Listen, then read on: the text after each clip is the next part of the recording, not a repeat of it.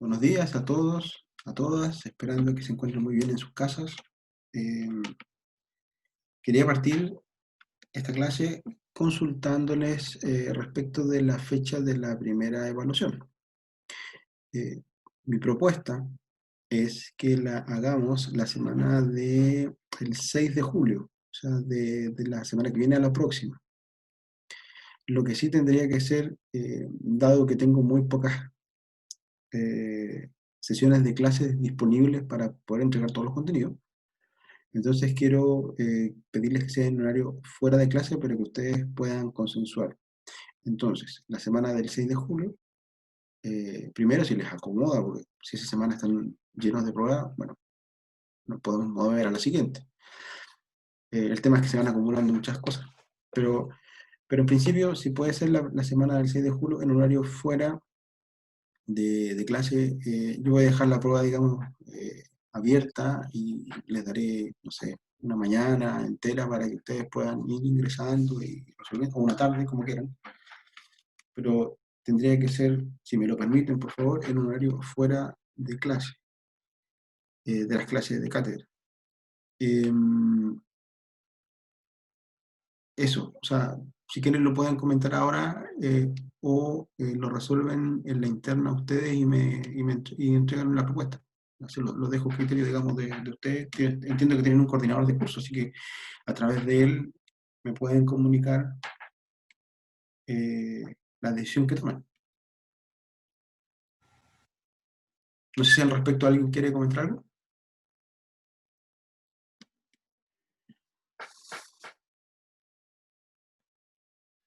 ¿Cuándo va a terminar la unidad 2, profe? La unidad 2 la termino probablemente el martes de la próxima semana o a más tardar el jueves Ok, de la gracias. próxima semana.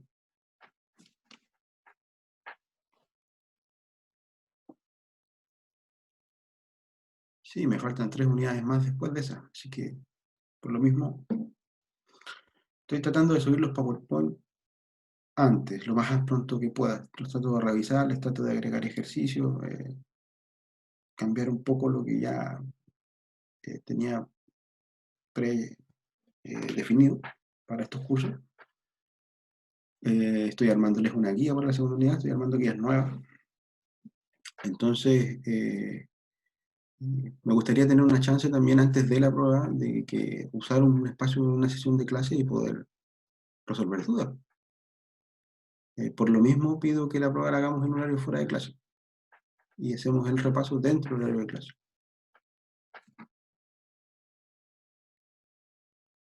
¿Ok?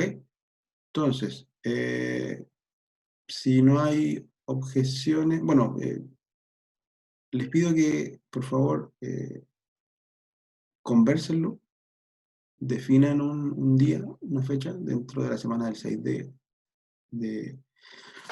de julio, que por supuesto no sea el horario de clases, convérsenlo y me envían una propuesta y me dicen, ya, profe, hagamos la prueba tal día eh, que parta a tal hora. ¿Ya? Si están de acuerdo, dedito para arriba.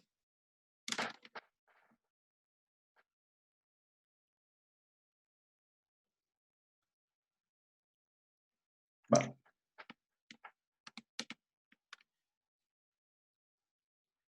Bien. Vamos entonces a lo que nos convoca hoy. Voy a compartir pantalla.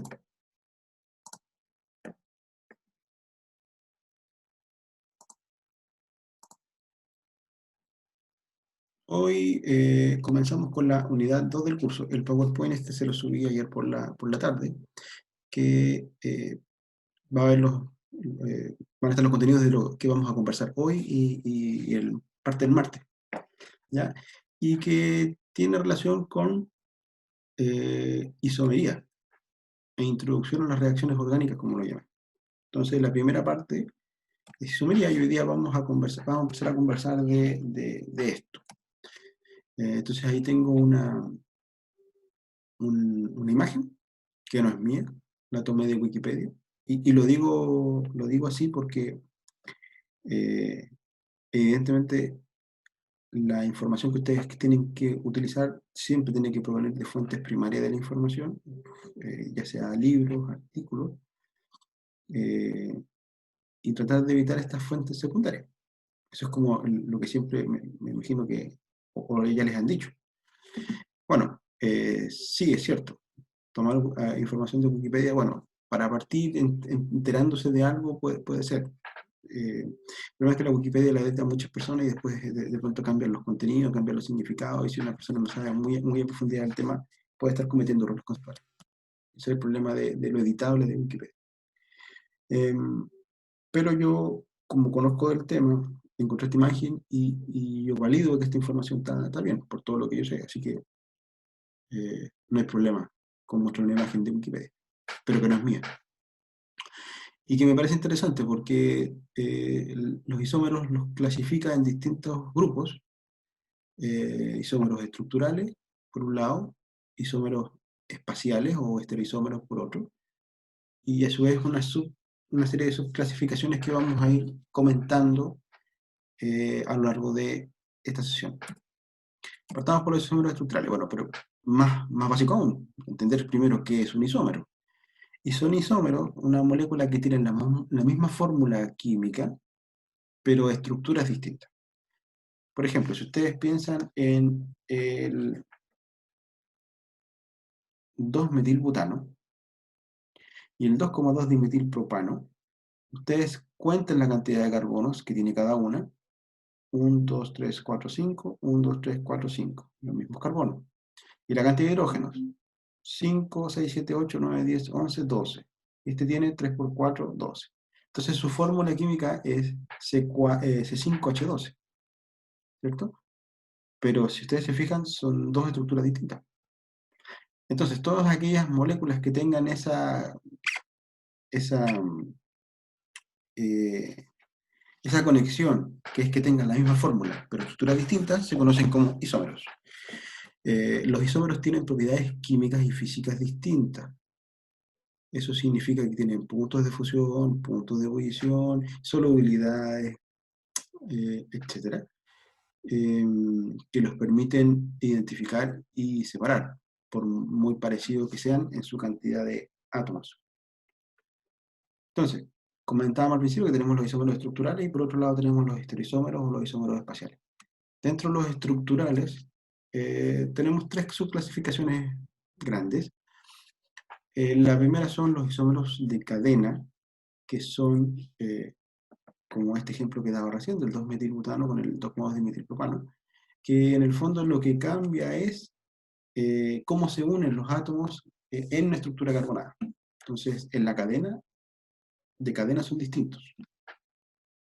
Luego están los isómeros estructurales de posición. Eso implica, por ejemplo, si tenemos un alcano que tiene un grupo funcional, como el 1-propanol y el 2-propanol, ambos van a tener la misma fórmula, pero aquí lo que varía, la estructura carbonada sigue siendo la misma, los tres carbonos están conectados entre sí, no es que estén conectados de manera distinta.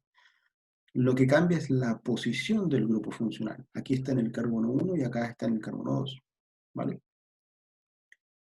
Y los de función son aquellos en que tienen un esqueleto carbonado distinto, pero además un grupo funcional distinto. Entonces, por ejemplo, el propanol es isómero es de función del metoxietano. Entonces, cuentan la cantidad de carbonos, oxígenos e hidrógenos, van a ser la misma, pero son dos moléculas distintas. Y de hecho, a dos familias pertenecen a dos familias distintas. Entonces, esos serían los isómeros estructurales en general. Y no voy a darle tampoco más vuelta a aquello. Yo creo que la definición, cuando después ustedes relean el PowerPoint, no les va a ser muy complejo de entender. Luego tenemos los isómeros espaciales. Aquí la conectividad de sus átomos es la misma. Todos los átomos están conectados de la misma forma en las dos moléculas. Lo que difieren es su orientación tridimensional o su disposición tridimensional. Cómo se orientan en el espacio tridimensional. ¿Ya? Ahora, bueno, ¿cómo lo hacemos para estudiar estas moléculas, por ejemplo, en el cuaderno? El cuaderno es una página cuadriculada probablemente, que tiene largo y ancho, y es un espacio bidimensional. Entonces, por ejemplo, si yo quisiera representar o dibujar una molécula tridimensionalmente en una hoja de papel, ¿cómo lo hago? Bueno, para ello se utilizan algunas técnicas de proyección o de dibujo. Una de ellas es la representación de Van Hoff del tetraedro, y es en la cual nosotros vamos a usar las líneas normales que usamos para representar los enlaces, y esas dos líneas representan que esos dos enlaces están en el plano, en el largo y en el ancho de la hoja de papel. Y luego vamos a dibujar una cuña o una línea gruesa, negra, que implica que eso está hacia adelante del plano, o sea, como que ese enlace se viene hacia mí, de la hoja de papel hacia mí, y esta que está entrecortada es como que se estuviera alejando hacia atrás del plano. ¿Vale? Ahora, ¿qué cosa es interesante? Que eso se da cuando tenemos un carbono tetraédrico, y por lo tanto es un carbono que tiene hibridación sp3. Cuando tenemos carbonos que tienen hibridación sp2 y sps, ese carbono no se puede representar tridimensionalmente porque son estructuras planas. El doble enlace es una estructura plana, y el triple enlace también, pues, de hecho es lineal. Entonces, la representación tridimensional, esto es muy importante, se da en carbonos tipo sp3. Otra forma de representar a las moléculas ¿No? orgánicas, sí, Gabriel. ¿Cómo se llama esto? Ah, que el SP2 porque es plano, sí, creo que tiene un ángulo de 120, ¿no? Sí, no, pero me refiero a que está el carbono sp2, está, claro, tienes tú los tres enlaces sigma en el plano, pero están en el plano del papel. Y el ¿Ya? orbital P, que forma el doble enlace, va por arriba y por debajo del plano, ¿sí? O sea, la molécula es tridimensional, estoy de acuerdo, sí. Pero me refiero a que eso, al dibujarlo en el papel, es una cosa plana. Pero dibujar un carbono sp3, necesitamos estas cuñas, Ah, porque quedan enlaces hacia adelante y hacia atrás del plano de la hoja. ¿Te ok, fijas? bueno, pues gracias. Vale. Bueno, otra forma de representar esta tridimensionalidad de las moléculas, por ejemplo, es la representación del caballete, que es la que está acá arriba, en la cual queremos, por ejemplo, mostrar algo particular de este enlace carbono-carbono. Si quisiéramos mostrar algo particular. Entonces lo que hacemos es dibujar un carbono en nuestra hoja, diagonal hacia arriba dibujamos un segundo carbono, hacemos un enlace alargado, y luego dibujamos, por ejemplo, para el carbono de adelante, los tres sustituyentes formando un triángulo hacia arriba, y los otros tres sustituyentes formando un ángulo hacia abajo. Eso me da, no sé si lo pueden ver, como un sentido de profundidad, como que el carbono que está más arriba está más atrás, ¿no? No sé si lo pueden ver. Entonces, esa es justamente la idea de la proyección del caballete. Entonces, estamos tratando de, si pueden ver mi pantalla, de mostrar, bueno, esto que es tridimensional, lo estamos tratando de mostrar así, como más arriba, donde tenemos un carbono más adelante y un carbono un poquito más atrás, y eso de alguna forma muestra esta tridimensionalidad de las moléculas, en este caso de este enlace.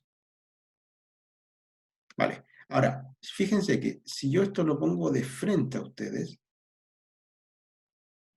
me queda una cosa así, donde los dos carbonos se solapan, y quedan los sustituyentes del triángulo apuntando hacia arriba, y bueno, y el otro, los tres sustituyentes de atrás quedan mirando hacia abajo. Si eso yo lo trato de representar en el papel, es esta estructura que tengo acá abajo en la diapositiva, que es la proyección de Newman. Es el caballete, pero mirado de frente. ¿Y eso de qué me sirve? Eh, bueno, esta parte yo habitualmente la enseño en el curso, pero por ahora el tiempo me la voy a saltar. En el fondo, la proyección de Newman me permite mostrar ciertos compuestos isoméricos que se llaman conformes y que difieren entre sí, que este enlace, los dos enlaces simples enlaces simples de las moléculas están permanentemente rotando y cada una de esas rotaciones es una conformación distinta que adopta la molécula, ¿vale? Y una forma de mostrar esa rotación es con las predicciones de Newman, por ejemplo. ¿Se fijan? No sé si pueden ver mi cámara. Este enlace está siempre rotando. Tiene la posibilidad de rotar el enlace simple carbono-carbono. Eso. Entonces tenemos proyección de caballete, la de arriba, proyección de Newman, el caballete de frente, la que está abajo. Una tercera. ¿Profe? Sí, adelante, Gabriel. Entonces, el círculo ese representa que se pueden girar. El círculo, gracias. El círculo de la proyección de Newman refleja en realidad los dos átomos de carbono que están solapados. ¿Sí? Si uno representara el átomo de carbono como una esfera, como una bola, las dos bolas quedarían una superpuesta sobre la otra, entonces se vería un solo círculo, y sobre esas salen los enlaces con los hidrógenos. ¿Vale? Entonces ese círculo lo que representa es los dos átomos de carbono que están uno delante del otro. Ah, ok. Gracias. Vale. Profe, disculpe. Sí, Luisa. En la proyección de Newman, por ejemplo, si están eclipsados los carbonos, ¿también se dibujan los átomos de atrás? ¿O se dibuja todo como una sola estructura?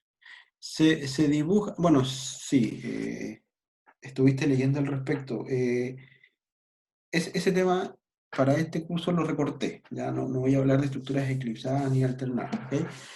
O sea, no voy a hablar de la estructura, la isomería conformacional. Pero claro, en el fondo lo que uno hace para dibujar esto, si pueden mirar la pantalla, no es que se dibujen como una sola cosa, sino que uno dibuja ligeramente más hacia, por ejemplo, hacia la izquierda, el enlace con hidrógeno, ligeramente más hacia la izquierda, hacia abajo, digamos, el enlace con hidrógeno. Entonces, como de alguna forma mostrar que hay dos cosas que están solapadas. Ah, ya, Si uno perfecto. quisiera dibujar esa conformación eclipsada que mencionas tú. Ya, O sea, pero perfecto. no se complique con eso porque no lo voy a evaluar ahora ni lo voy a ver.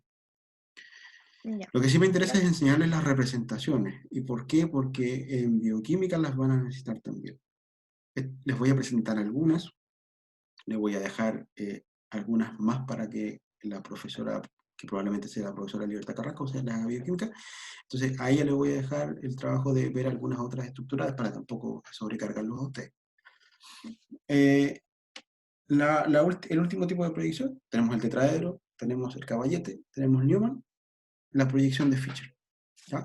Y la proyección de Fischer nos sirve para hacer el paso inverso, que es representar una molécula que estamos dibujando de manera 3D con estas líneas curvas, o sea, perdón, estas líneas entrecortadas, líneas gruesas, volverla al plano. ¿Ya? Fíjense acá arriba. Estamos haciendo el ejercicio inverso. Tenemos esta representación tridimensional, comillas tridimensional, de la molécula, y la vamos a llevar al plano. Y de hecho la vamos a llevar al plano de una forma bien especial, lo vamos a llevar al plano tratando de hacer una cruz. ¿Vale? Entonces, si ustedes toman esta primera molécula, acá van a requerir, eh, yo sugiero para esta unidad, yo sugiero para la prueba, que tengan plasticina y palitos de fósforo. Y se hagan sus propios modelos, como los que yo tengo aquí, se hagan sus propios modelos con palitos de fósforo y plasticina de distintos colores, y les aseguro que les va a cambiar la vida. Van a poder entender esto de manera más fácil. Entonces, porque se requiere un pensamiento tridimensional. Miren, voy a tratar de mostrar aquí en mi pantalla. Es la molécula que está en la pantalla. ¿Sí? Es desde acá arriba. Entonces, si se fijan, si yo la pongo así, tengo dos enlaces en el plano, tengo uno hacia adelante, que es este blanco, y uno hacia atrás, que este celeste. Vale. Ahora, la proyección de Newman lo que está haciendo es, dice, mire, esta molécula, gírela gírela hacia adelante. Gírela hacia adelante. Formando una cruz. O sea, estábamos así y la rotamos así. Que es lo que ustedes están viendo en el segundo dibujo. Y luego ahora eso simplifíquelo y transfórmelo en una simple cruz, que es el tercer dibujo. ¿Vale? Ahora, ¿qué es lo interesante de las proyecciones de Newman? Es que la cadena carbonada me va a quedar en la vertical, y con sus enlaces hacia atrás del plano. No sé si lo están pudiendo ver, con sus enlaces hacia atrás del plano. Mientras que los que estaban adelante y atrás del plano, en la primera figura, ahora quedan los dos hacia adelante del plano. Que es lo que están viendo acá. El hidrógeno está adelante y después en el dibujo el hidrógeno me va a quedar hacia la izquierda. Pero hay que asumir que todo lo que está en la horizontal me está quedando hacia adelante del plano y todo lo que está en la vertical me está quedando hacia atrás. Eso tenemos que siempre tenerlo en mente, porque si queremos reconstruir desde la proyección de Fischer al tetraedro, tenemos que hacer el proceso inverso. ¿Ya? Ahora, ¿qué pasa cuando tenemos moléculas un poquito más complejas y tienen varios de estos carbonos sp3? Bueno, para eso tenemos el ejemplo de acá abajo. Fíjense que tenemos este alcohol. ¿Cómo se llamará este alcohol? El de acá abajo. ¿Alguno o alguna se quiere animar?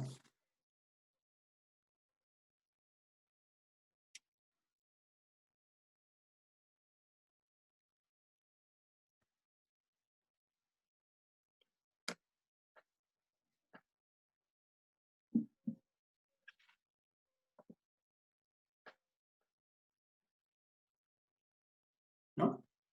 3-bromopentanol. 2 Tres- pentanol. Eso. 3 bromo, 2 pentanol. Perfecto. Entonces, ojo, por mucho que tenga estas cuñas gruesas, entrecortadas, eh, pueden igual saber el nombre de la molécula. Tienen que seguir la cadena carbonada más larga y, bueno, darle una numeración a los sustituyentes dentro de esa cadena y ya, a nombrarlos en el prefijo. Entonces, ahora, con esta molécula, que tiene estos dos carbonos representados como un tetraedro, lo que vamos a hacer es tratar de transformarla en una proyección de Fischer. Entonces, lo que aquí se está haciendo es, imagínense lo siguiente, usted con una mano, con su mano izquierda, por ejemplo, agarra este carbono CH3 que está aquí, y el otro carbono con su mano derecha. Entonces, el carbono que tiene donde está el etil. Entonces, ese etil, agárrelo mentalmente y tírelo para abajo. Si usted lo tira para abajo, lo que le va a quedar es la segunda molécula que están viendo ahí. ¿Ya? Entonces, o de otra forma, imagínense que ustedes están mirando esta molécula tridimensional, comillas, desde abajo. Ustedes se ponen debajo de esta molécula. ¿Qué ven? Hacia arriba ven un CH3, hacia su izquierda un hidrógeno, hacia su derecha un OH. Luego con el carbono que viene, ven eh, hacia la izquierda un bromo, hacia la derecha un H, y abajo me queda el CH2H3. O sea, si lo estoy mirando desde abajo, o yo tomo el etil y lo acomodo tridimensionalmente hacia abajo, debería llegar a la segunda estructura. Y luego lo que hago es reemplazo estas cuñas por una cruz. Fíjense que también desaparecen los carbonos centrales. O sea, se asume que en el centro de la cruz tiene que haber un carbono.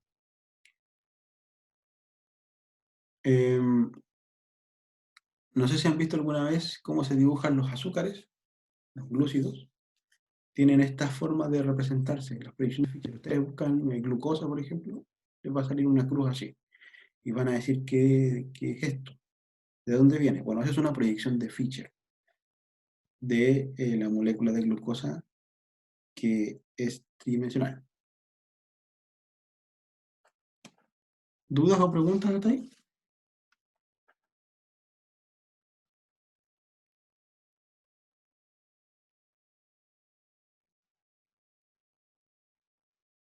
¿No? Sigo entonces. Bueno, acá les dejé un ejercicio para que desarrollen. Voy a hacer una nueva guía de ejercicios para esta unidad. Todavía no la tengo que confeccionar. Procuraré mandárselas lo más pronto posible. Bueno, pero por mientras, en las diapositivas ustedes saben que yo les voy dejando ejercicios para que además de la guía tengan harto para jugar, para reforzar. Vale. Entonces, esos son los isómeros estructurales, que son cadena, posición y función. Las moléculas tienen formas de representarse en el plano bidimensional, que son Tetrahedron-Hoff, Caballete, Newman, Fischer. Entonces, teniendo esas técnicas de proyección en mente, vamos a enseñar el otro gran grupo, que son los isómeros espaciales o estereoisómeros. Y acá lo más importante que quiero que vean, visualicen, es que las moléculas orgánicas, por mucho que nosotros en nomenclatura las dibujemos en un papel o en una pizarra, las moléculas reales no son bidimensionales, son 3D. Y esa tridimensionalidad se debe a principalmente los carbonos sp3, que tienen las estructuras carbonadas y que adoptan una geometría tetraédrica, que no es plana. En moléculas más complejas, los carbonos orientan sus sustituyentes lo más alejados posibles entre sí para evitar las repulsiones electrónicas. Y además los enlaces carbono sp3 tienen la posibilidad de rotar entre sí, ¿vale? Entonces, si ustedes miran mi pantalla, tenemos esta molécula, que es como la que se está mostrando ahí en la pantalla que está girando. Entonces, si se fijan, este carbono va a orientar los enlaces, bueno, hacia adelante del plano, después viene el enlace de atrás. Ese enlace de atrás trata de que estos dos hidrógenos queden lo más alejados posible entre sí y no se estén solapando, o sea, que no esté así, no esté uno delante del otro, sino que esto gira, va girando y evitando que estos hidrógenos queden cerca. Después, para atrás, la cadena carbonada hace lo mismo, sigue alejando sus sustituyentes lo que más pueda. ¿Vale? Acá está el revés. Perdón, ahí sí. Entonces va alejando los sustituyentes lo más posible. ¿Sí? Entonces las moléculas reales son como esta representación que tengo yo acá en mis manos. Los enlaces van rotando, los sustituyentes se van alejando, todos los enlaces se van rotando, se van moviendo, cada uno de ellos. Entonces las moléculas reales, de hecho los alcanos, son como una suerte de gusanos. Uno se los podría entender así, como gusanos que se están retorciendo todo el rato. Y que sus sustituyentes o sus patitas las trata de dejar, bueno, no son sus patitas, pero si tuviera alguna suerte de ramificación, las trata de dejar siempre lo más alejadas posible entre sí y va moviéndose además. ¿Ok? Entonces no sé si acá en los dibujos, en los GIF que están viendo, hay un GIF aquí donde muestra la rotación de los enlaces carbono-carbono central. Acá estos dos grupos voluminosos que son dos metilos, por ejemplo en el butano, estos dos metilos los trata de alejar lo más que pueda, porque fíjense esos dos grupos H3 muy cerca entre sí, la repulsión de los electrones, mucha. Entonces trata de acomodarlos de otra forma. ¿Ya? Para no darle más vuelta a este asunto. Espero que con esto que les estoy mostrando se hagan una idea y se metan en la cabeza que las moléculas orgánicas no son bidimensionales, son tridimensionales. Y eso tiene impacto sobre los organismos biológicos, como lo voy a ver más adelante. Profe, ¿Sí? una consulta, ¿la flecha negra representa que está adelante o está atrás? Hacia adelante. Representa adelante. que está hacia adelante del plano y la flecha entrecortada es que está hacia atrás. Ah, ya, gracias. Vale. Entonces, a ver si lo puedo representar aquí en mi pantalla. Pensemos que este es me imagino que te estás refiriendo a este primer dibujo. Entonces pensemos en este primer carbono. Ya. en este primer carbono, ahora mira mi pantalla, el hidrógeno sería esta bola roja, el carbono que sigue sería esta bola celeste. Entonces, hacia adelante del plano, que esta bola verde que estás viendo más cerca, es lo que está dibujado con la cuña gruesa. Y lo que está acá atrás, que es este hidrógeno que está acá atrás, es el que estoy representando con esa cuña entrecortada. ¿Ya? O sea, lo que estoy viendo es en el fondo es esto, una cosa como esta. Hacia adelante, hacia atrás. ¿Sí? Ya, profe, gracias. Vale.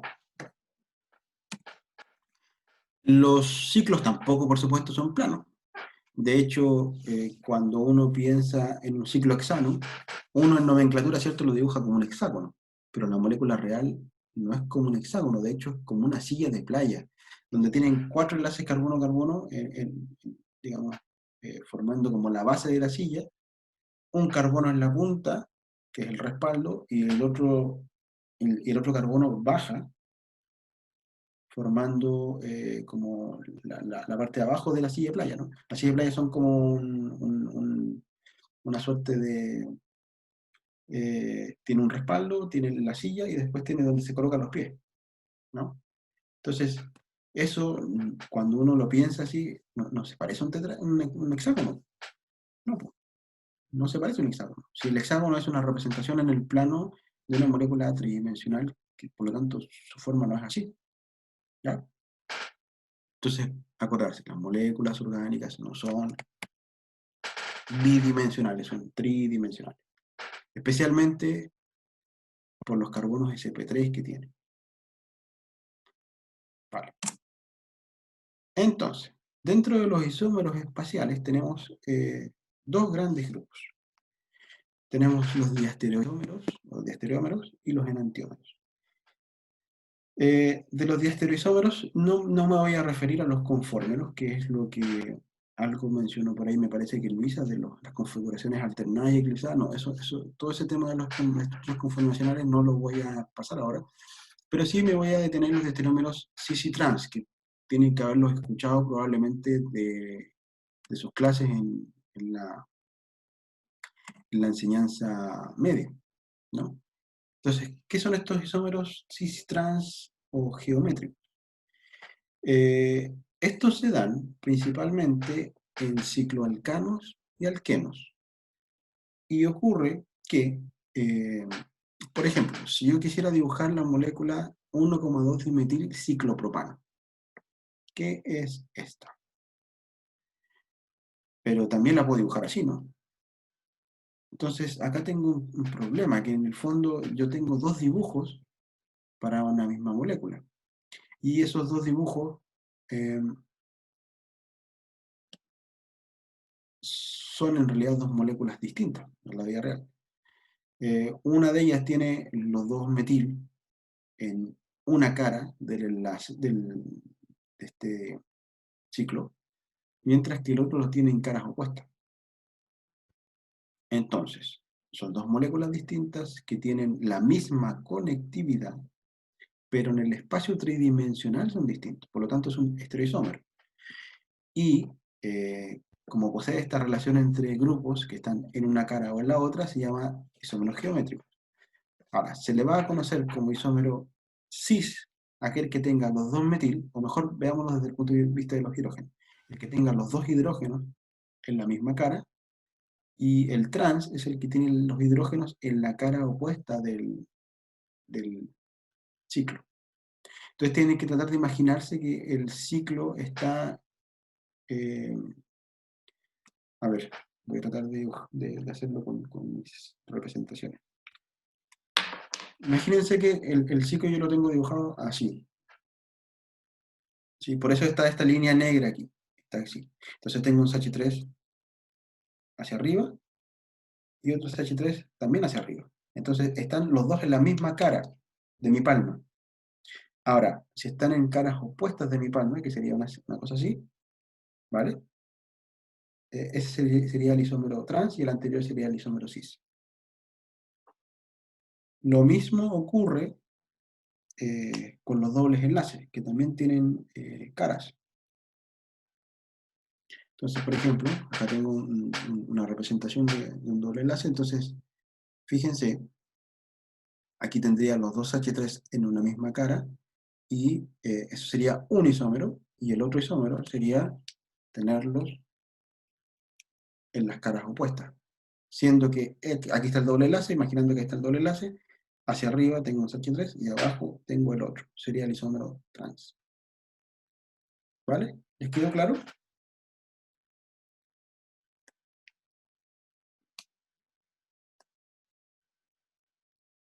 ¿O no? Ya. Esto lo habían visto, ¿no? ¿Les sonaba un poco de la enseñanza media? Sí, profe. Vale, bacán. Ahora, una cosita interesante que se lo tenemos que agregar a lo que ya sabemos de nomenclatura. A ver, voy a dejar esto bien en claro y que quede grabado para que me lo cobren después. Si ustedes fueran químicos, yo les pediría que le agregaran la isomería en la nomenclatura. ¿Y cómo se agrega la isomería en la nomenclatura? Al principio, antes de los prefijos. Entonces, por ejemplo, tengo esta molécula y tengo esta otra. Quiero nombrar las dos. Entonces lo voy a llamar 2-buteno, la primera. La segunda también se llama 2-buteno. ¿Pero cuál? Bueno, la primera vamos a nombrarla cis-2-buteno, o sea, lo agregué la isomería adelante, y la segunda sería el trans-2-buteno, ¿vale? Para ustedes eso no lo voy a considerar. No les voy a considerar que además de todo lo que tienen que aprender si que están a duras penas con la nomenclatura orgánica, que además le agreguen la isomería adelante. El que quiere lo hace, bien.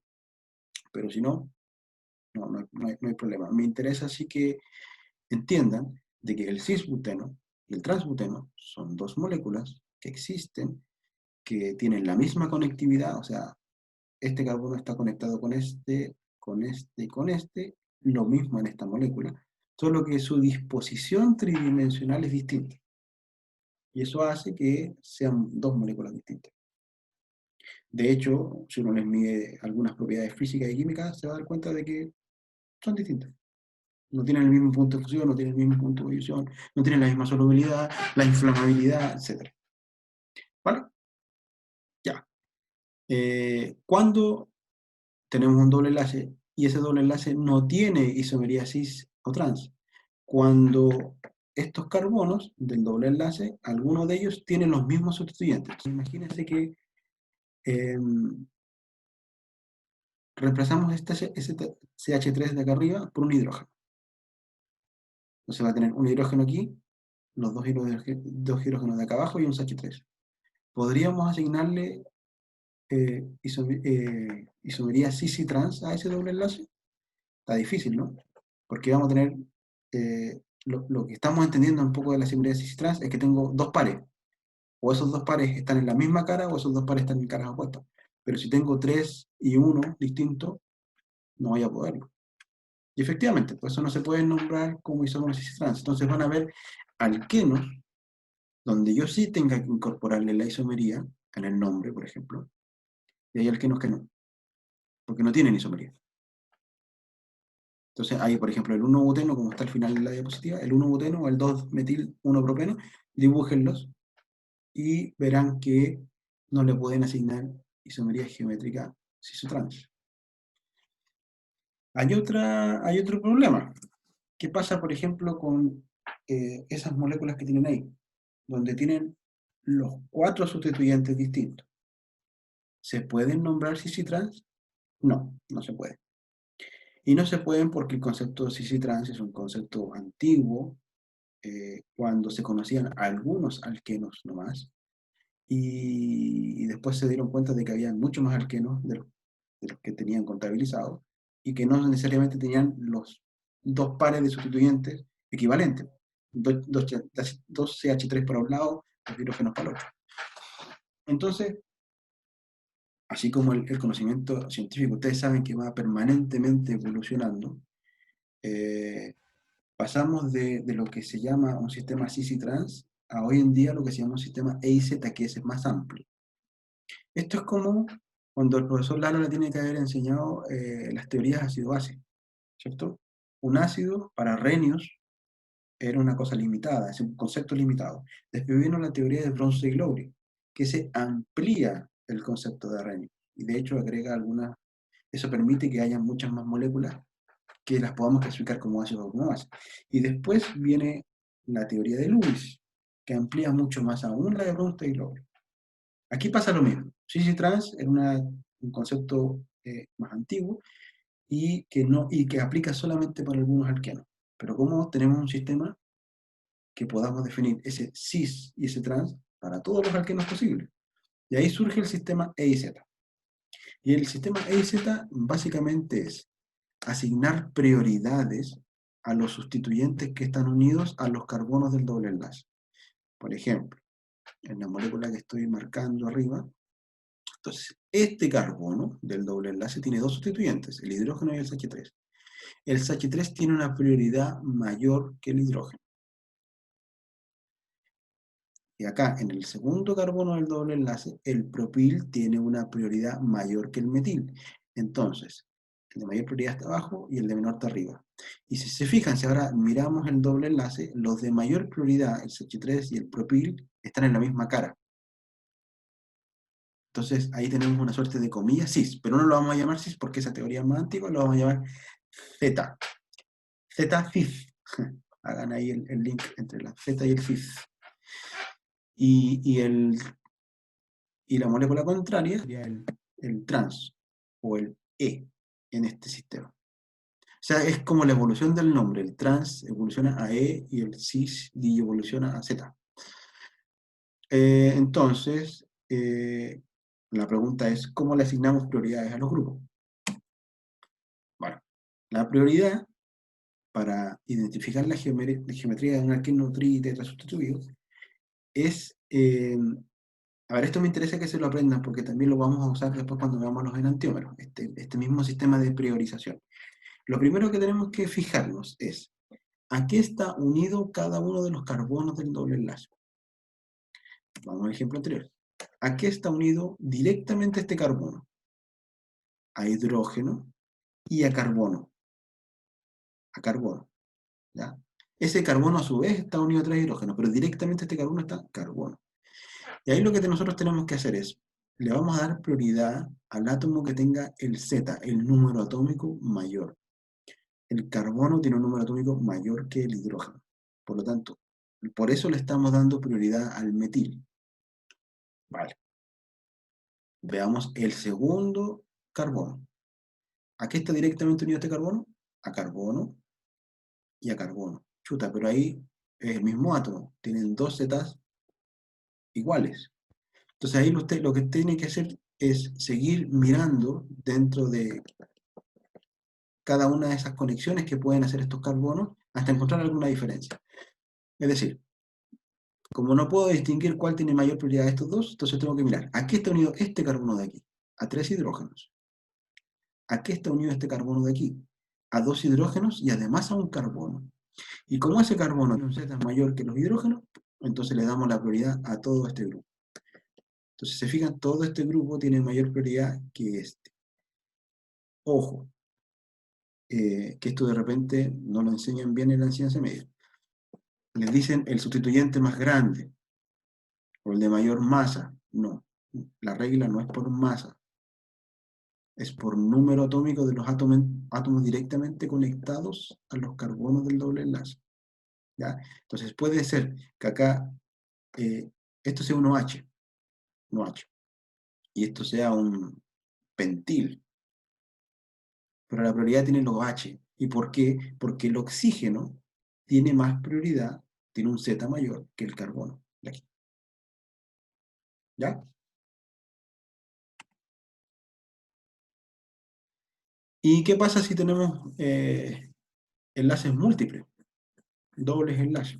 Entonces ahí lo que conviene pensar es, a ver, voy a mostrar un ejemplo antes de mencionar eso. Bueno, entonces, los sustituyentes que tienen la prioridad alta y tenemos sustituyentes que tienen prioridad baja. Entonces después en nuestro dibujo, fíjense, los dos que tienen la prioridad alta aquí quedan para la misma cara de doble enlace y por lo tanto es Z. Y si los tienen en caras opuestas, E. ¿Ya? Luego tienen un ejercicio. Ahora, esto del enlace múltiple, ¿cómo lo tienen que ver? Vamos a hacer mirar el ejemplo de acá arriba. Entonces, si yo quiero priorizar, o quiero saber si este alqueno de aquí es E o Z. ¿Ya?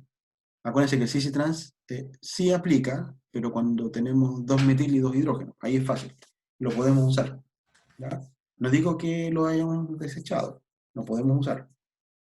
Pero el sistema IZ es un poco más amplio. Entonces, si quieren nombrarlo con este sistema, mejor.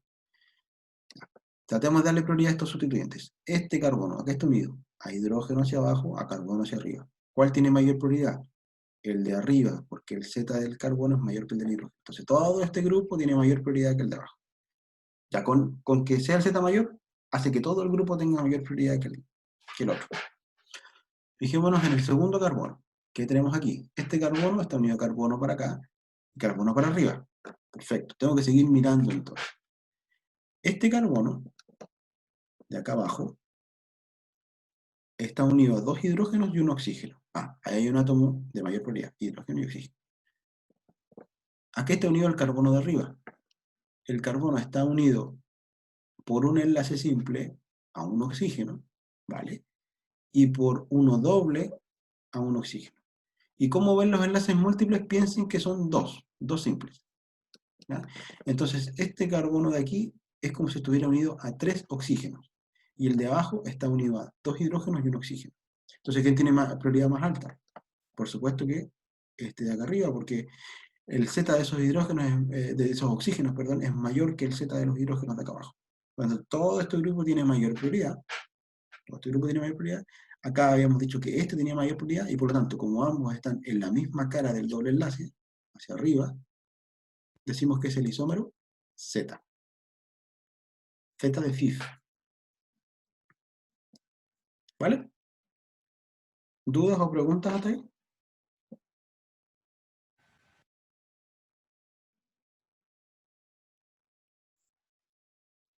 Profe, ¿Sí? cuando dijo que eran como 2 metil que se podían seguir usando como cis y trans, si lo ponemos como E y Z va a estar malo. No, está bien de hecho, porque el sistema de Z aplica para todos los alquenos. El concepto de cis-trans aplica para algunos alquenos. Ah, No ok. está mal, para nada. Decía. Vale. ¿Van entendiendo? ¿O está muy complicado?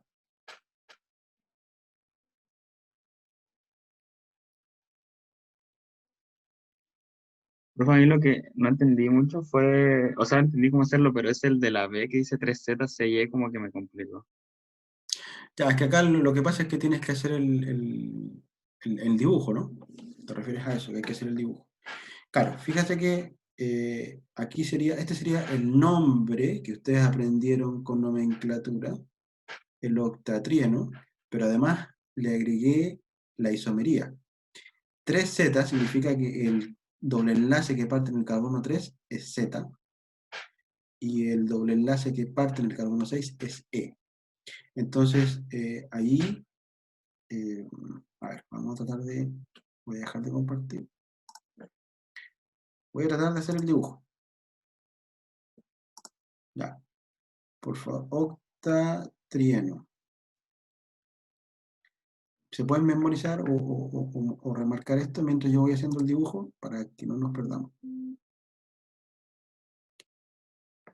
Entonces, acá tenemos, acá yo sugiero dibujar los dobles enlaces. Entonces, dibujamos el doble enlace. Dibujamos los dobles enlaces, que sería una cosa así, ¿no? Entonces, pensemos, carbono, dibujemos, este me dibujo, carbono Profe, 1, ¿está compartiendo? no, estoy hablando solo, lo siento. Gracias.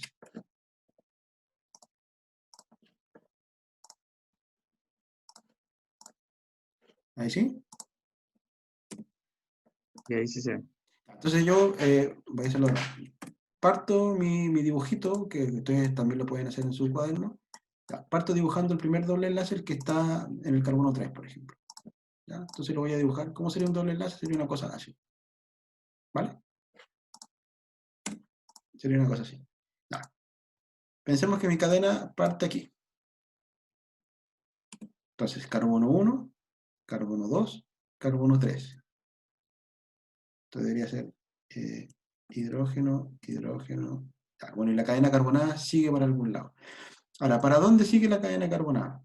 O sea, ¿qué isomería tiene ese carbono? ¿Z o E? Decía 3Z. Ya, si dice 3Z, significa que tengo carbono 1, carbono 2, carbono 3, carbono 4. ¿Y hacia dónde va el carbono 5? Si el carbono 5 lo dibujo acá arriba, si el carbono 5 lo dibujo hacia arriba, entonces acá está el R, ¿qué configuración, qué geometría tendría? Sería E, entonces no lo puedo dibujar hacia arriba, tendría que dibujarlo hacia abajo. Entonces el carbono 1, 2, 3, 4, 5, el 5 lo dibujo hacia abajo. Después viene el 5, después vendría el carbono 6. Y acá en el carbono 6 aparece de nuevo que en el carbono 6 aparte un doble enlace. ¿Sí? Entonces, de nuevo, el carbono 6 parte un doble enlace. 6, 7. Entonces este es hidrógeno, o sea, perdón, este es hidrógeno, este es hidrógeno. Uno de estos dos hidrógenos tiene que ser un carbono. Según el monito, el 6 es E. Entonces, fíjense ahora sobre este doble enlace. Para que sea E, ¿dónde tendría que estar el R? Aquí. ¿Acá arriba o acá abajo?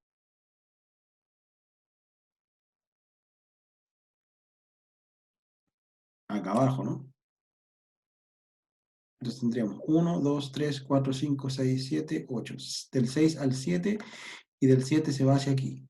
Y lo tengo que dibujar así, porque si lo dibujara el CH3 acá arriba, estaría dibujando la configuración, perdón, la isomería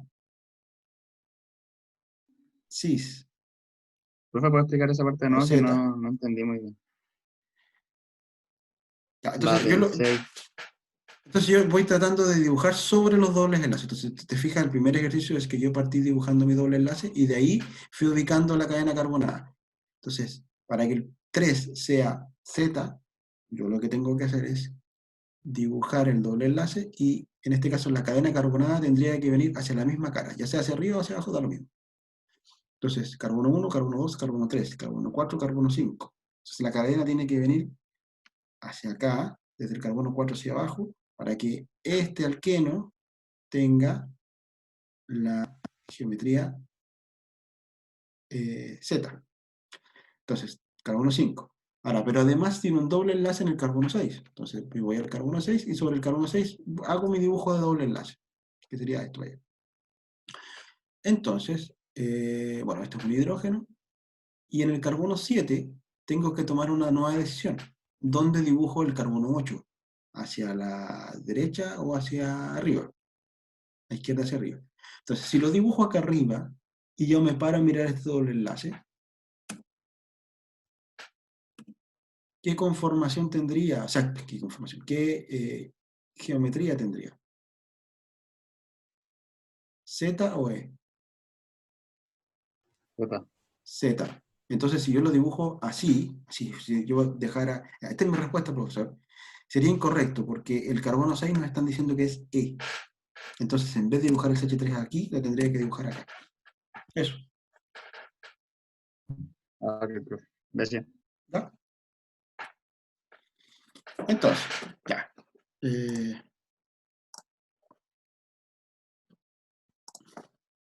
a volver al PowerPoint. No me quiero complicar. ¿Estoy compartiendo o no? No.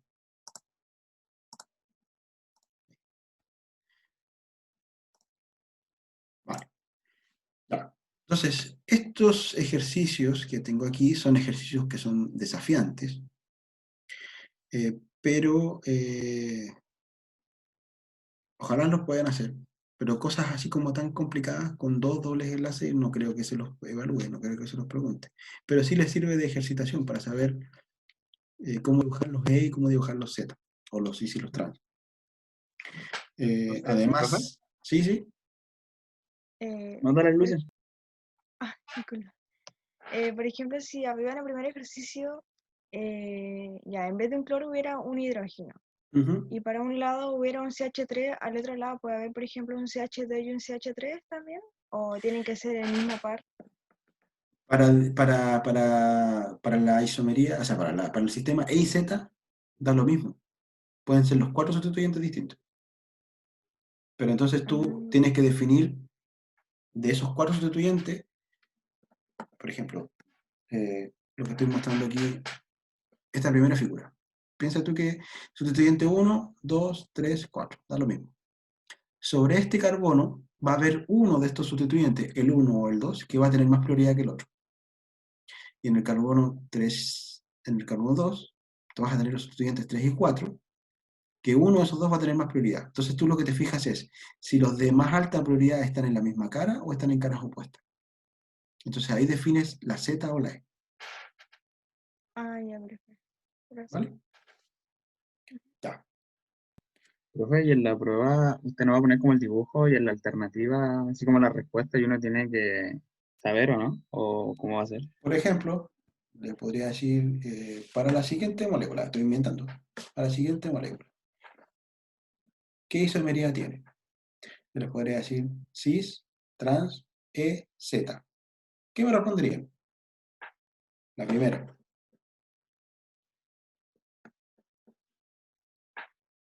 Z. Z. No cis, no trans, porque acuérdense que son cuando son dos grupos iguales, o hay dos hidrógenos. Y Z, efectivamente, porque los grupos, los H3, aquí el H3 tiene más prioridad que el hidrógeno, y acá el cloro tiene un Z mayor que el carbono, entonces tiene más prioridad. Por lo tanto, los dos de mayor prioridad están en la misma cara, Z. Eso. Yo siempre, Ok, ojo, profe. eso se lo voy a, ya, no sé lo que voy a decir, pero se van a dar cuenta solo después. Yo siempre las guías y los ejercicios los hago más difícil de lo que finalmente termino evaluando. ¿Por qué? Porque me gusta desafiarlos, me gusta llevarlos un poquito más allá. Pero a la hora de tomarles una prueba no se trata tampoco de reventarlos, sino que una pregunta como esa, la que acabo de decir, puede ser perfectamente una pregunta de prueba. ¿Ya? Si ustedes son capaces de resolver estos problemas, pueden resolver cualquier cosa de química orgánica. Esa es como la mentalidad o el sello que yo le estoy dejando a las guías o a las preguntas. Si pueden hacer esto, pueden resolver todo. Entonces la prueba se les va a hacer súper fácil. ¿Ya? Pero igual, por favor, les pido que intenten hacer los ejercicios. Vale.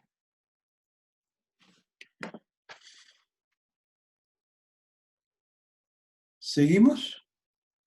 ¿O ya estamos bien? Porque el último tema de isomería es hablar un poquito de los enantiómeros. No sé si están bien como para seguir o por hoy lo dejamos hasta ahí. ¿Qué opina el público? Dedito para arriba, si seguimos. Unos minutos más. Por lo menos dejar enunciado el concepto de la enantiomería. Bueno, ya, sigamos un poquito más. Ok, gracias.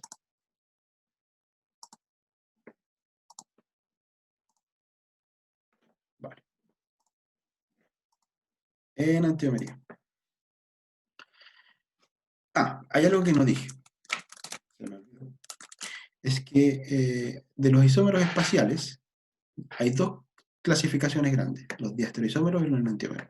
Y dentro de los diastereoisómeros están los geométricos o cis-trans que estábamos viendo recién. ¿Ya? Entonces, sabemos que son dos moléculas que tienen una disposición tridimensional distinta, el cis y el trans. Entonces, por eso son isómeros espaciales. Pero, ¿de qué significa diastereómero o enantiómero? Un diastereoisómero son aquellas moléculas que no tienen imagen especular. O sea, que si yo las pongo frente a un espejo, por ejemplo, si yo tengo esta molécula y la pongo frente a un espejo, ¿qué es lo que voy a ver? Esto mismo. ¿Sí? Si esto yo lo pongo frente a un espejo, voy a ver esto mismo. No voy a ver al trans, voy a ver a esto mismo. Entonces, por eso se habla de que los diastereómeros son moléculas tridimensionales que no tienen una imagen especular. ¿Vale?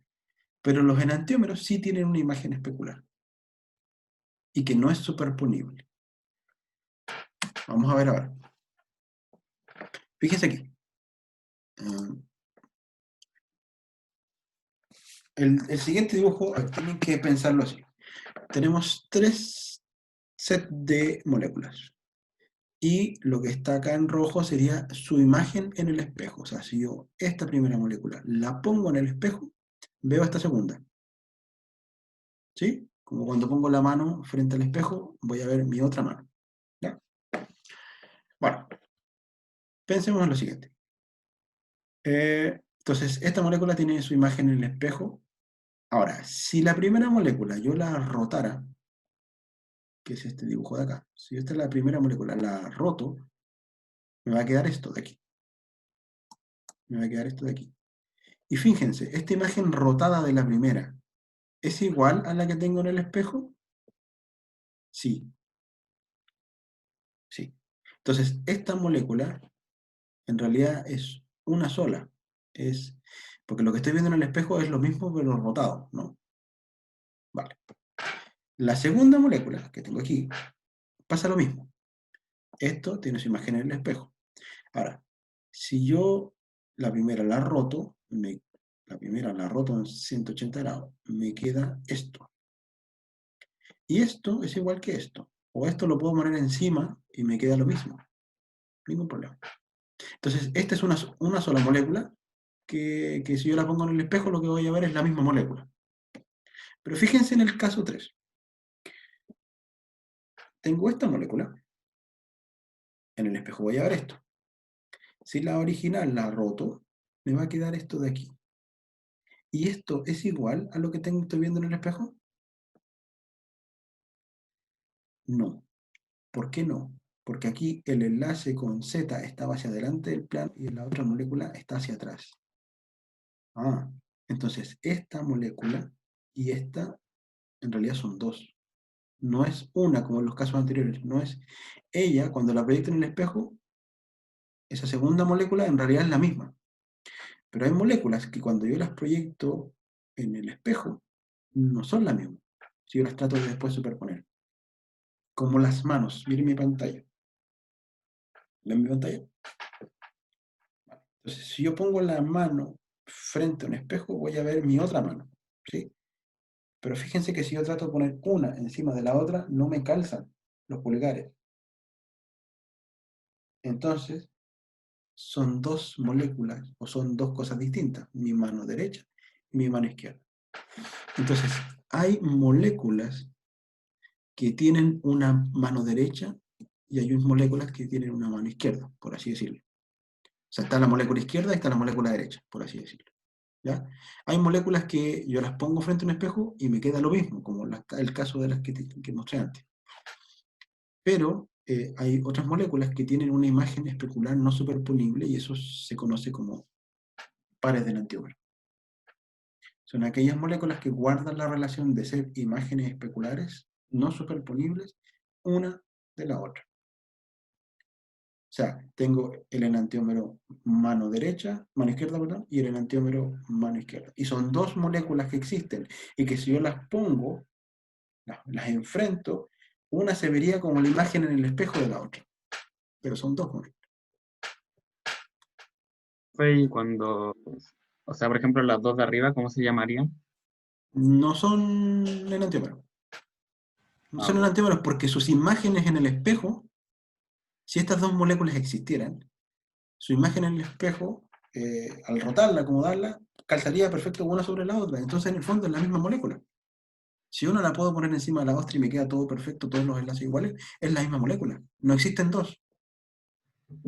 Pero en el caso del último, de la molécula que mostraba abajo, sí existen dos en la naturaleza. La molécula mano izquierda y la molécula mano derecha. ¿Y a qué se debe eso? Porque, o sea, como que estoy viendo y tienen como todos los mismos enlaces, entonces ¿a qué se deben que una sea en No enantiómero? tienen los mismos enlaces. Observa detente un poquito, observa un poco mejor qué es lo que está pasando, por ejemplo, con esta molécula. ¿Qué diferencia hay entre esta molécula y las de arriba?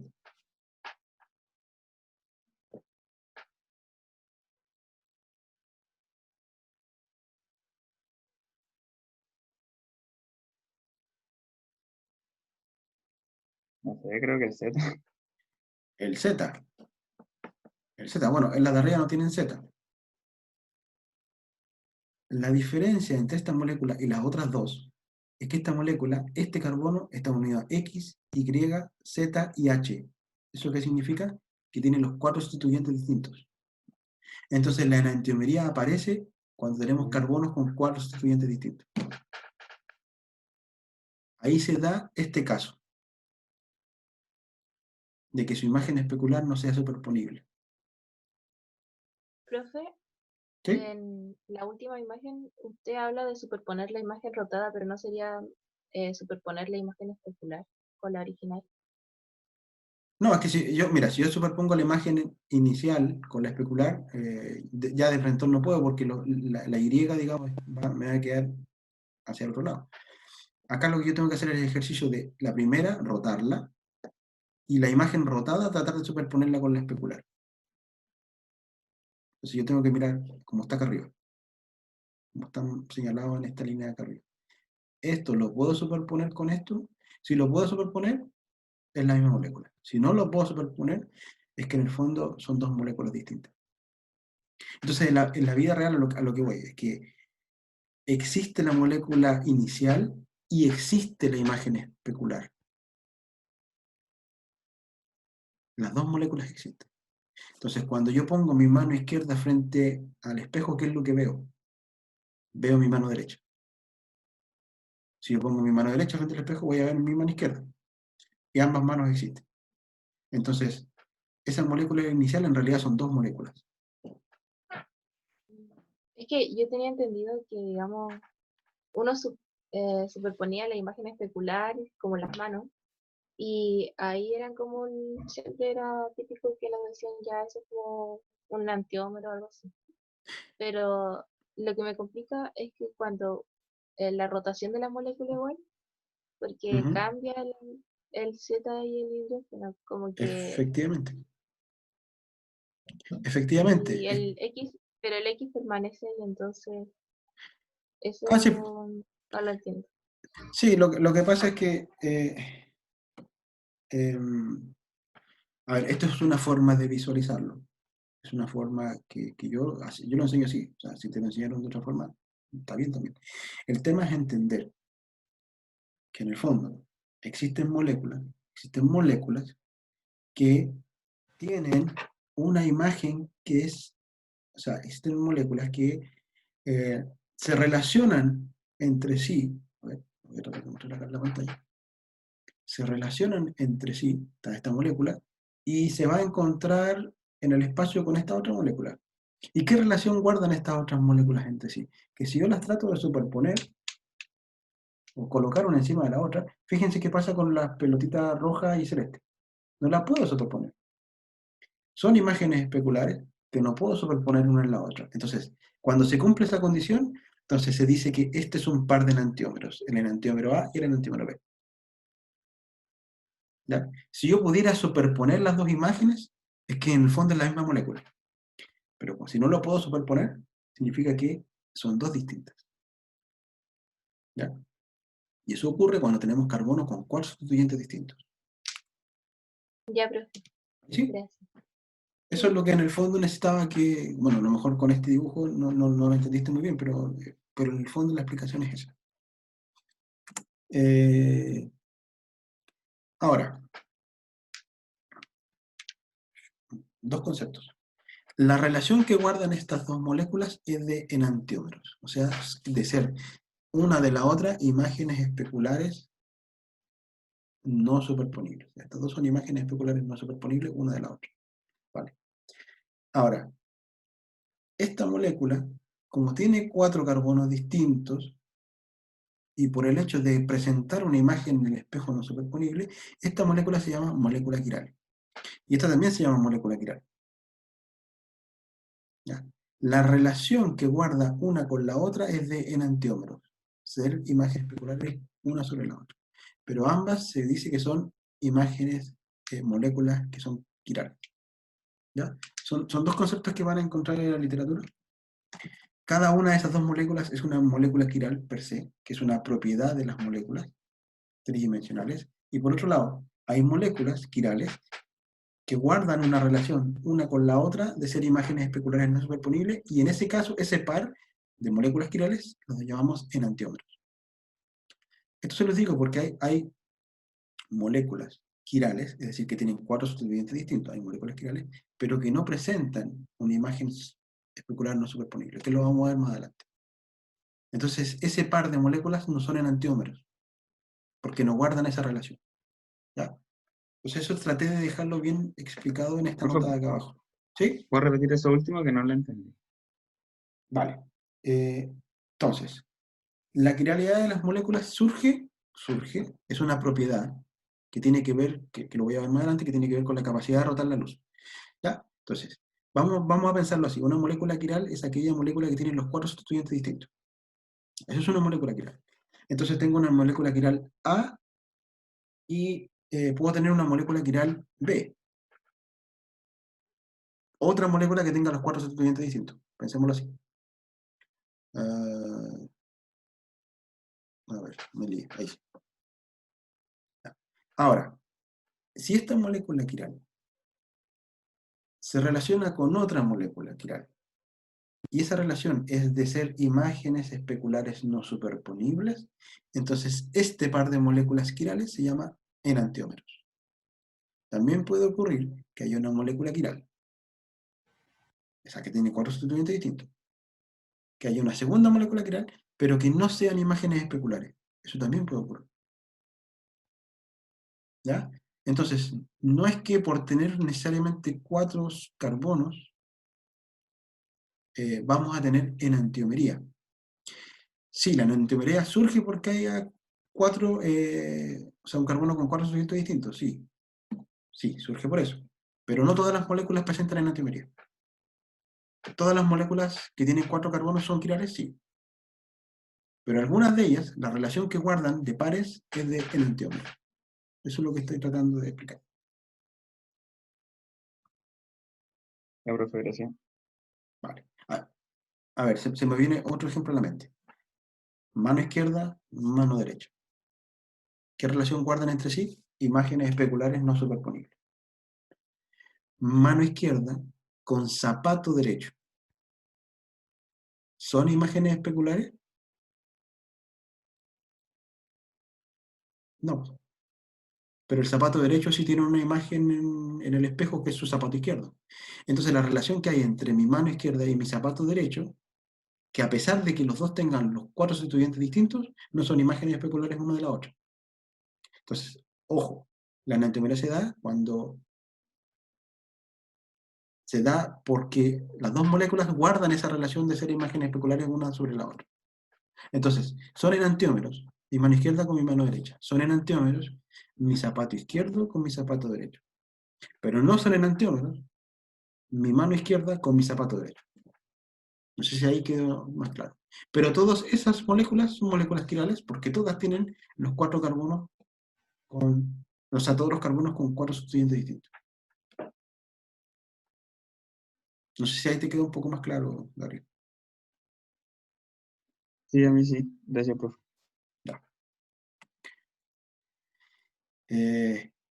Para cerrar, ¿por qué es importante saber esto? Por ejemplo, les voy a dar un ejemplo. Tenemos el ácido láctico. No sé si les suena el ácido láctico. El ácido láctico se produce en nuestro organismo, por ejemplo, cuando hacemos ejercicio. Vamos a hacer ejercicio, hacemos ejercicios que hagan trabajar a los músculos, y si no calentamos bien, ¿qué pasa después al día siguiente? El dolor y los pinchazos a los músculos puede ser súper molesto. ¿Qué son esos pinchazos? Son moléculas de ácido láctico que se formaron durante el proceso de la ejercitación, y esas moléculas de ácido láctico, que cuando el cuerpo se enfría, solidifican, cristalizan, y son cristales que son puntiagudos. Y esos cristales se forman entre medio de las fibras musculares y son las que provocan esos pinchazos o ese dolor. ¿Ya? El ácido láctico, como pueden ver en la imagen de la izquierda, es una molécula que tiene un carbono con sus 4 sustituyentes distintos. Por lo tanto, existen dos ácidos lácticos. El ácido láctico mano izquierda y el ácido láctico mano derecha. ¿Ya? Yo puedo medir, hacer una medición y saber cuál es A y cuál es B, o mano izquierda y mano derecha. Y por eso sale ese símbolo más y menos. ¿Ya? Puedo medir, entonces voy a medir y voy a definir que este es el más láctico y este es el menos láctico. Ahora, ¿qué es lo interesante? Que el ácido láctico que se forma en nuestro organismo, el que se produce después del ejercicio, es solamente el más láctico. O sea, nuestro cuerpo es capaz de distinguir los enantiómeros y es capaz de formar uno de ellos y no los dos. ¿Ya? Y eso es súper interesante. Si ustedes, por ejemplo, el ácido láctico también se da en la leche. Si ustedes dejan la leche destapada 4 o 5 días fuera del refrigerador, va a salir una hediondez. Esa hediondez es producto de la formación del ácido láctico. Y si ustedes analizan la mezcla, se van a encontrar que en la leche van a tener un ácido láctico más y un ácido láctico menos. Van a encontrar los dos. Pero en nuestro organismo, cuando hacemos ejercicio, encontramos un solo ácido láctico. Entonces nuestro cuerpo es capaz de reconocer la tridimensionalidad de esas moléculas. Y eso es súper importante. Otro ejemplo, súper claro. El limoneno. La molécula que le da el olor al limón tiene una imagen especular no superponible, que es la que le da el olor a las naranjas. O sea, lo que le da el olor al limón y lo que le da el olor a la naranja es la misma, casi la misma molécula, pero una es imagen especular de la otra. Y fíjense que nosotros la percibimos como dos olores distintos. ¿Vale? Entonces, eso es importantísimo, tener claro esto, porque a la hora de diseñar un fármaco tenemos que fijarnos bien que no tengamos a los dos, porque puede ser de que uno sea el que nos provoque el efecto deseado y el otro no. ¿Ya? Y eso solamente es una sutileza que surge producto de que el carbono sea tridimensional, el carbono sp3, y que tenga 4 sustituyentes distintos. Eso puede tener un impacto. La próxima clase parto contando una historia real de esto que estoy comentando ahora, y que fue un condoro farmacéutico de los años 60 gravísimo. Bueno, los dejo con la historia colgando. ¿Tienen alguna duda, alguna pregunta para cerrar? ¿Es de las embarazadas o no? Exactamente, la talidomida. Puedan leer el fármaco talidomida, que en realidad cuando lo sintetizaron, estos conceptos no los tenían claros, y habían 2 talidomidas. ¿Sí? Lean un poquito del caso y ahí lo comentamos en la próxima clase. Y no es el único, busquen la fluoxetina, que es un medicamento que alguna vez ustedes van a tener que recetar, que también tiene una imagen y se usa totalmente, uno se usa para una cosa, y la fluoxetina, que es la otra, o la mano derecha, es un antidepresivo. O sea, una cosa es un analgésico y otra es un antidepresivo. O sea, una locura. Por eso es importante tener claro. O sea, que no solamente nos basta con saber nomenclatura, no basta con reconocer los grupos funcionales, sino que también darnos cuenta de la isomería de las moléculas.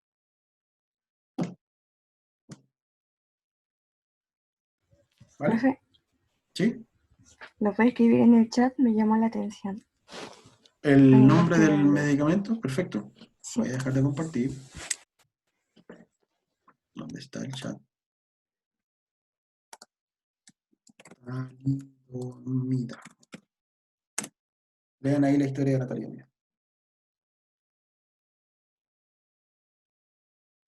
¿Vale?